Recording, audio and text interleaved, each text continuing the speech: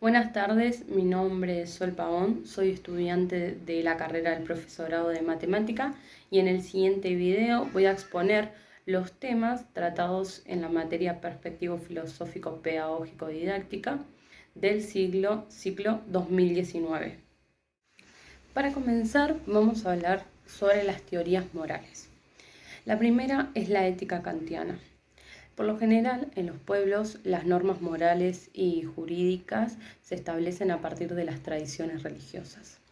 En la Europa medieval, a partir de la Reforma Protestante y de las distintas guerras del siglo XVII por las distintas religiones, eh, se dejó de lado las tradiciones religiosas y se pasó a buscar se pasó a una concepción que buscaba establecer normas universales fundamentadas racionalmente. Es decir, que se buscaba establecer normas que en vez de ser válidas para un pueblo o una cultura específica, sean válidas para todos y que en vez de estar fundamentadas por las tradiciones religiosas, se fundamenten de forma racional. Es por eso que lo universal y lo racional son concepciones complementarias. Es por ello que la ética de Kant constituye el intento más elaborado de construir una ética universal con naturaleza racional. En Kant puede haber muchas cosas buenas, pero no podemos decir que estas sean buenas sin una restricción, ya que cualquier cualidad que sea buena puede ser mala o dañina según la voluntad con la que la vayamos a hacer. Si hay una cualidad que es buena, pero nuestra voluntad es mala o dañina, esa cualidad deja de ser buena. En la buena voluntad no importa el éxito de la acción. En la buena voluntad lo que se tiene en cuenta es con la intención que es efectuada la acción. Por ejemplo, podemos tener diferentes tipos de buena voluntad. Tenemos, por ejemplo, la buena voluntad por deber, que es algo que hacemos porque es el deber de hacerlo. Por ejemplo, si vemos a alguien que tiene problemas o algún tipo de problema en la calle y aunque no lo conozcamos, nace de nosotros ayudarlo porque creemos que eso es lo que está bien, a eso le llamamos buena voluntad. Luego tenemos la buena voluntad por inclinación, que es cuando realizamos la buena acción, pero por inclinación. Por ejemplo, si la persona que necesita ayuda es alguien, un amigo o alguien que queremos, más allá de ayudarlo porque es lo que se debe, lo estamos ayudando porque es alguien que queremos, porque tenemos una inclinación. Y luego están las acciones que van en contra de la buena voluntad, que es, por ejemplo, si vemos una persona que necesita ayuda y bueno, solo por el hecho de no resignar nuestra comodidad, no lo ayudamos, estamos yendo en contra de la buena voluntad. Kant define al deber como la necesidad de una acción por respecto a la ley, refiriéndose a la ley moral universal a la cual él va a llamar el imperativo categórico. El imperativo categórico, según Kant, nos dice que antes de obrar, ante la necesidad de obrar, debemos pensar si esa acción que nosotros vamos a realizar es la correcta para todos. Es decir, que si yo realizo esa acción debe estar bien que la realicen todos. Es decir, si yo en una determinada situación, para poder escapar de cierto conflicto, pienso en mentir, bueno, tengo que pensar, si yo miento, todos los demás van a poder mentir. Entonces tengo que tengo que juzgar eso. Si mi acción, si la acción que yo decido realizar, va a estar bien que que los demás también las realicen. Por eso llamamos el imperativo categórico a las máximas que se pueden aplicar a todo el mundo. Es por eso que el imperativo categórico se constituye en un fundamento racional de las normas universales que el mundo moderno estaba buscando. La ética kantiana es a priori, ya que el imperativo categórico no es algo que venga de forma empírica. La ética kantiana es formal, ya que nos enuncia la regla general a las cuales deben ser sometidas las acciones para determinar si son moralmente buenas. Con todo esto podemos decir que la ética kantiana es autónoma porque más allá de que haya ciertos filtros para decidir si una acción es buena, las personas tienen total libertad de realizar las acciones que quieran, más allá de si estas fueran consideradas buenas o malas. Ahora voy a pasar a hablar sobre el utilitarismo ético. En la misma época que Kant se hallaba tratando de construir normas fundamentadas en el racionalismo, en Inglaterra, siguiendo las tradiciones empíricas, se desarrollaba la escuela utilitarista, que estaba integrada por James Bentham, James Mill y John Stuart Mill, los cuales van a proponer una ética de base empirista. Además, los empiristas eran liberales en lo económico y en lo político. Para el liberalismo político, los derechos individuales como el derecho a la vida, las libertades o la propiedad privada deben ser protegidos a toda costa, dando seguridad, dando educación a las personas y no metiéndose, no teniendo en cuenta lo que es religión.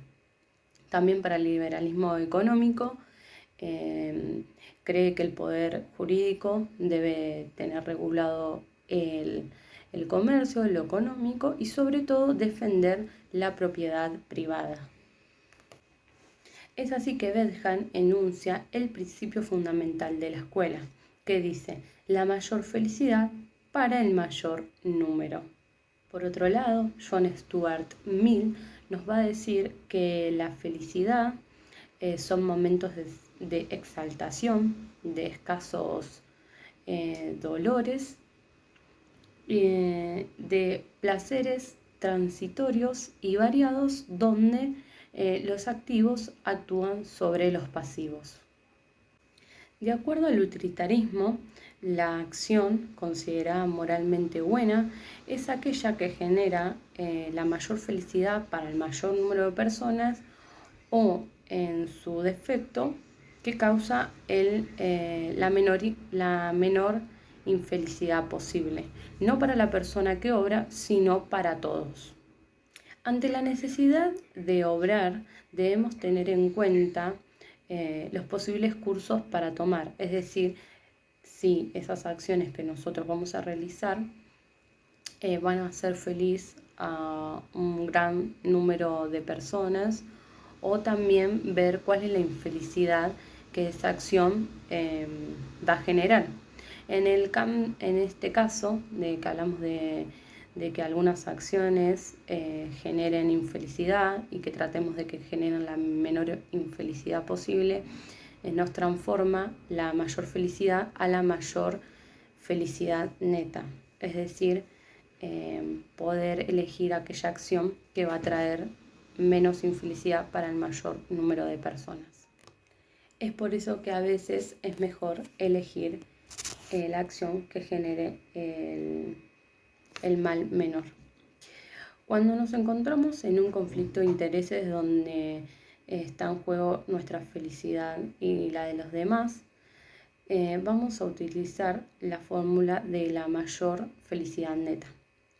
Es por eso que decimos que el utilitarista no es egoísta, porque no pone sus necesidades sobre los demás, pero tampoco es altruista, porque no va a dejar su felicidad de lado por dar felicidad a los demás. El utilitarista considera que las normas morales, como las de no matarás, no robarás, deben ser tomadas como normas indicativas, que por lo general son muy útiles, pero puede ser que, dependiendo de la situación, no lo sea. El utilitarista no es formalista porque, a diferencia de Kant, no está dispuesto a seguir las normas con independencia de las consecuencias. Entonces, para el utilitarista podemos decir que la acción va a depender del resultado. Es por eso que para los utilitaristas el fin justifica los medios en 3 ocasiones. La primera es que el bien del fin supera los males que se provocaron en el camino para conseguir ese bien. La segunda es que el bien se debe conseguir sí o sí, sea como sea. Y la tercera es cuando no hay otro modo de conseguir el bien, al menos que no sea ese medio que consideramos malo. El utilitarista juzga que los mejores motivos son aquellos que nos llevan a acciones buenas y que los peores motivos son aquellos que llevan a menos acciones buenas. Por ejemplo, esto puede ser en el video que realizamos con mis compañeras como trabajo final, en la que hay una alumna que es muy buena estudiante, pero que le va mal en una materia y la profesora de esta materia decide reprobarla, a lo que, como estaba en la sala de profesores, consulta con otros docentes, a lo que estos docentes le dicen que es muy buena estudiante, que debería de darle otra oportunidad, a lo que ella no está muy segura, pero como ve que todos sus compañeros le están pidiendo que le dé otra oportunidad y que claramente esta va a ser una buena acción para su alumna, decide darle esta oportunidad.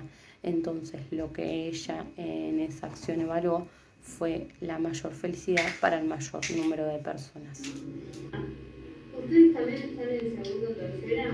Sí. ¿La tienen esta alumna Barrera? Sí. Es buena alumna. Por lo menos en mi materia trabaja bárbaro, me presta atención, presenta los trabajos en tiempo y forma. Sí, para mí es una alumna excelente. Me encanta. No, en educación física participa bastante en todas las actividades de 10. ¿Cómo puede ser que en materia le vaya tan mal? Pero vos te sabés tomar trabajos, evaluaciones. Sí, le tomo evaluaciones, pero desaprueba todo. Es la única alumna que le va tan mal.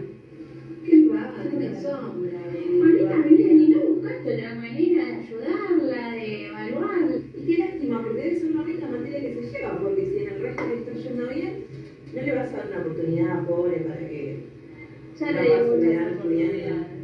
Muchas oportunidades. Tan mal. Sí, y sí, ya. Evaluaciones, recuperatorios. Claro, yo tengo una alumna en el curso, en el mismo, tercero primera.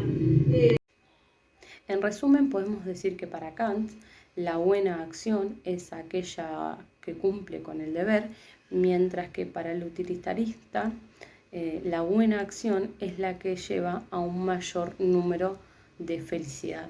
Ahora voy a continuar con el problema del conocimiento, con el dogmatismo y el escepticismo. El dogmatismo es aquella posición epistemológica para la cual no existe el problema del conocimiento. El dogmatismo da por supuesta la posibilidad y la realidad del contacto entre el sujeto y el objeto.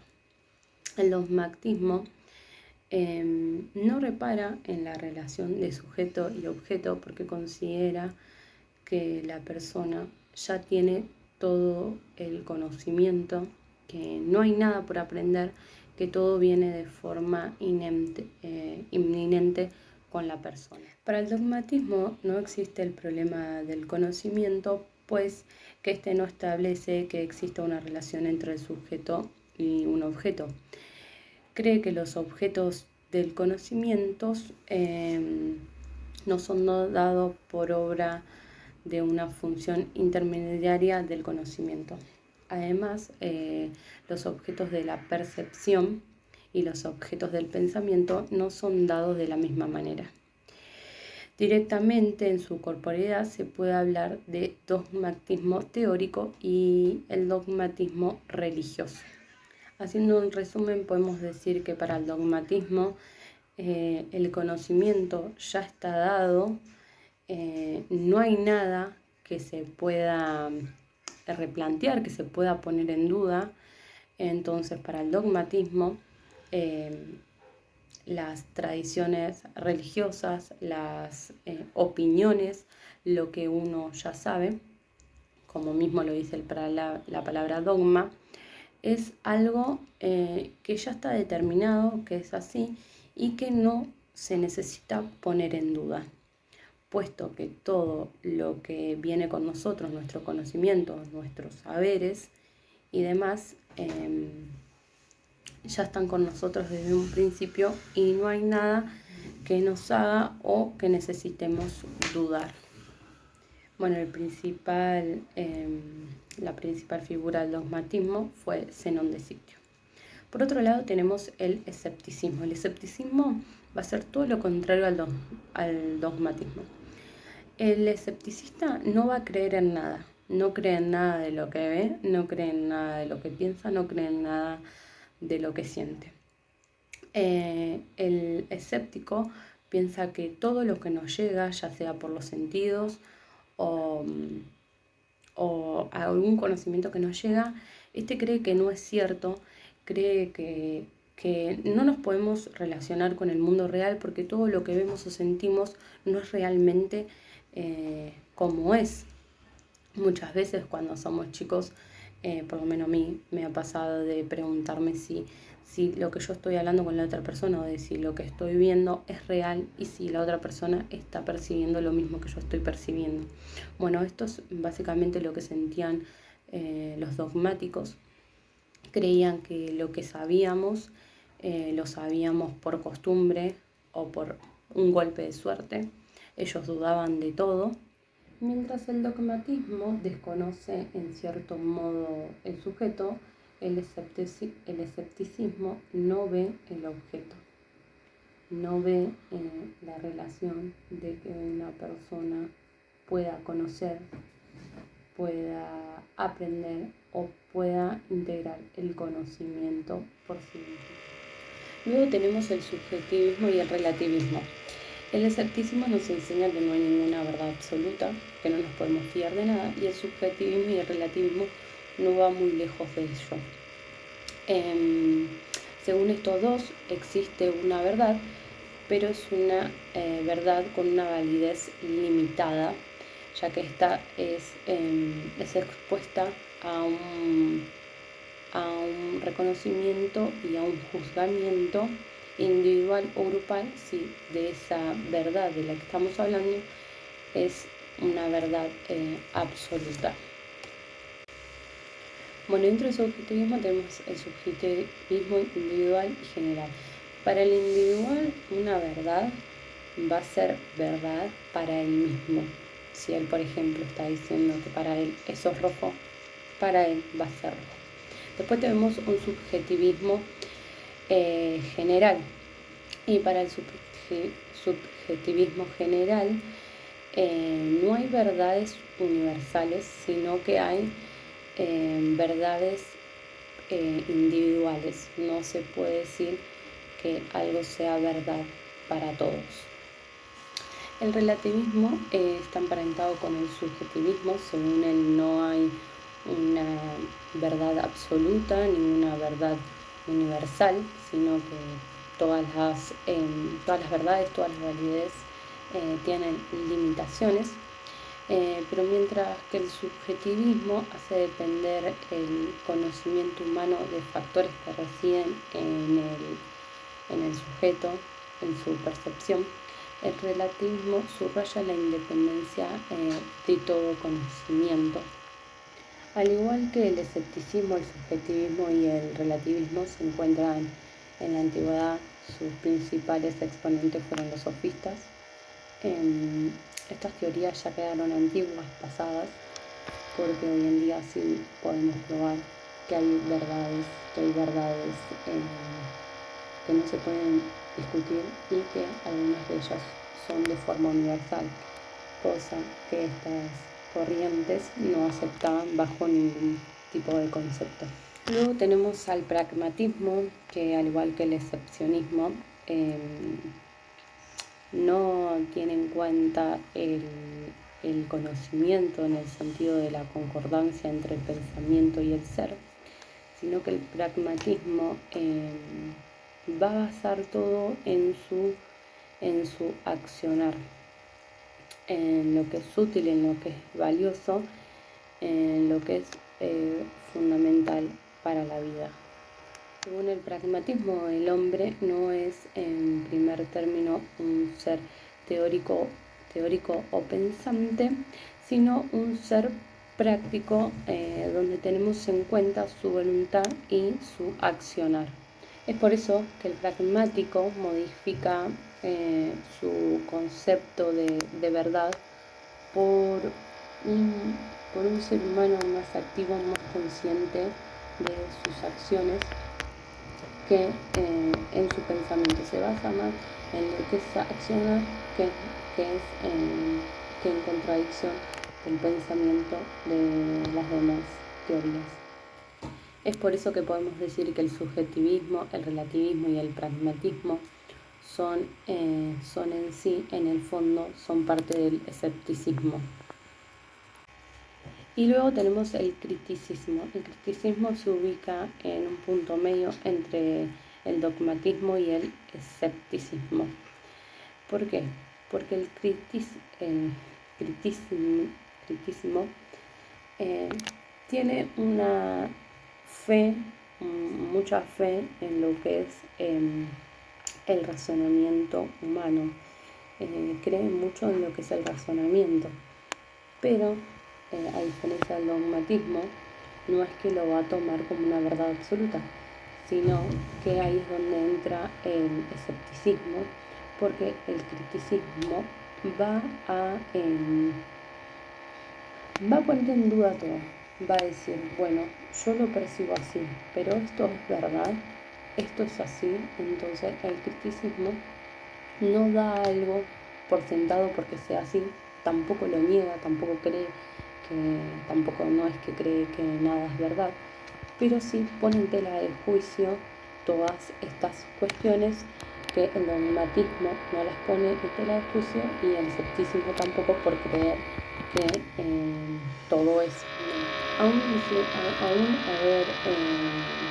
haber expuesto todo lo anterior. El verdadero fundador del criticismo fue Kant.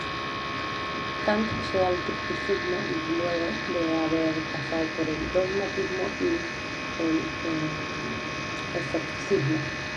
Estas dos posiciones son según él exclusivistas, aquellas que tienen una confianza ciega en el poder del razonamiento y de lo que uno percibe, ya que niega todos los sentidos, todo lo que es la vida, solo por el hecho de confiar en nuestra razón, en nuestra intención y en nuestra percepción. Por último, voy a hablar un poco sobre el texto Educar para la convivencia y la participación ciudadana. Bueno, el texto nos habla de la importancia de aprender a convivir en sociedad, si bien es algo que viene con nosotros inerte, que vamos aprendiendo ya desde la primera escuela, que es nuestra casa, que es la familia. Nos habla de la importancia que tienen los establecimientos educativos en formar a las personas, en formar a los chicos para una convivencia adecuada en el mundo social.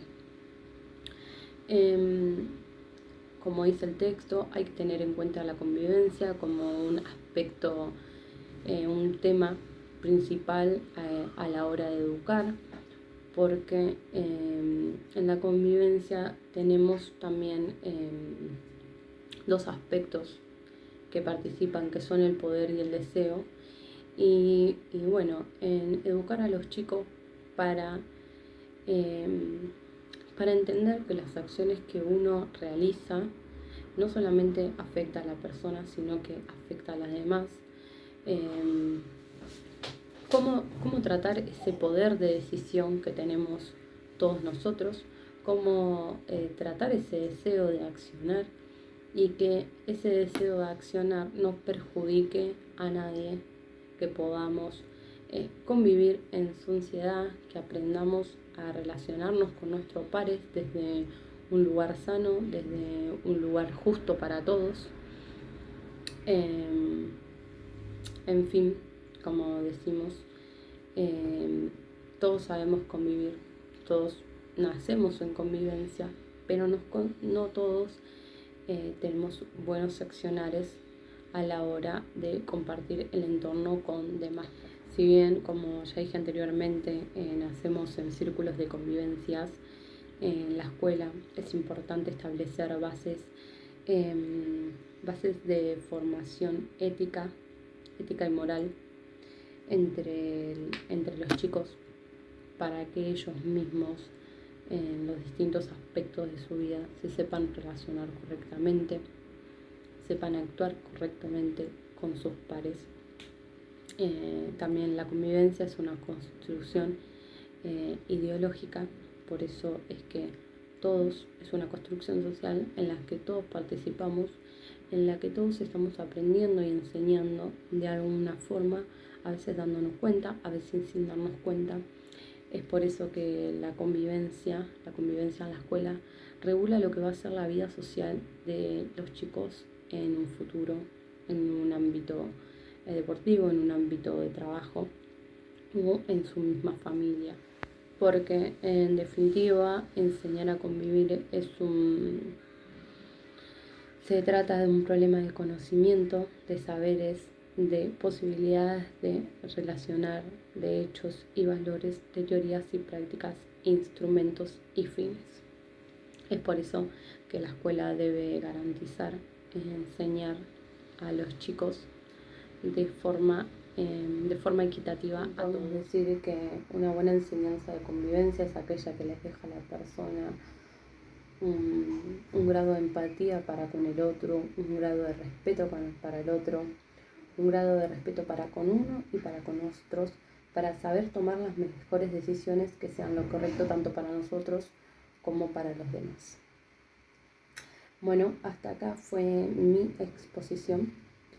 Espero haber sido clara y bueno, le mando un saludo. Hasta luego.